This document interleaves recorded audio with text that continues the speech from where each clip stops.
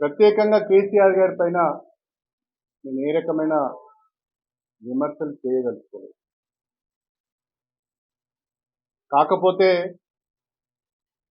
చాలామంది పార్టీలు మారుతున్నారు. అనేక వాళ్ళు చెప్పే కారణాలు, నేను చెప్పే కారణాలు కొందరికి నచ్చవచ్చు, నచ్చకపోవచ్చు. చాలామంది పార్టీలు మారుతున్నారు.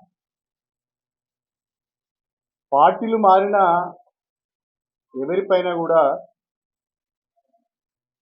పార్టీ అంత తీవ్ర స్థాయిలో స్పందించలేదు. కానీ నా విషయంలో మాత్రము చాలా తీవ్ర స్థాయిలో పార్టీ స్పందిస్తున్నది. జిల్లా నాయకత్వం స్పందిస్తున్నది. విపరీతమైన ధోరణితో మాట్లాడుతున్నారు.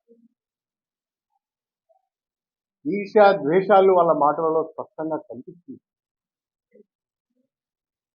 నిన్నటి వరకు వారితోనే ఉన్నాను, నా గురించి తెలియనిది ఏముండదు.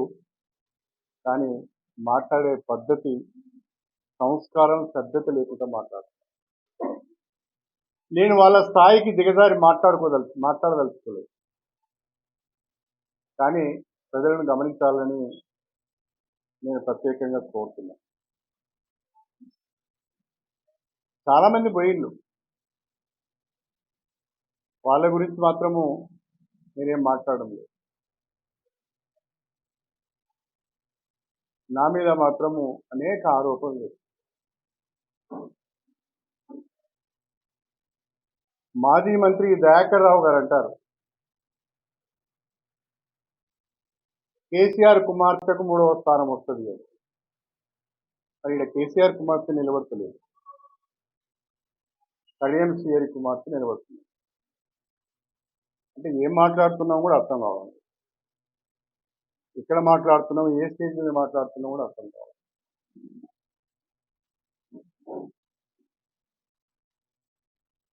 దయాకర్ రావు గారు ఒకటి గుర్తుపెట్టుకోవాలి,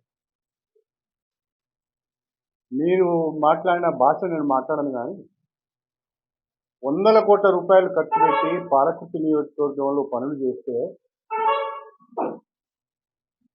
మీ మనుమరాలి వయస్సున్న అమ్మాయి చేతిలో చావు దెబ్బతిన్నావు.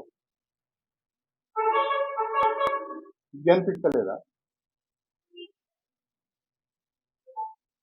ఈ అహంకారం మాటలు, ఈ బల్పు మాటలే కదా ఇంత దూరం తీసుకొచ్చింది. ఇంకా తగ్గించుకోకపోతే ఎట్లా? తగ్గించుకోవాలి.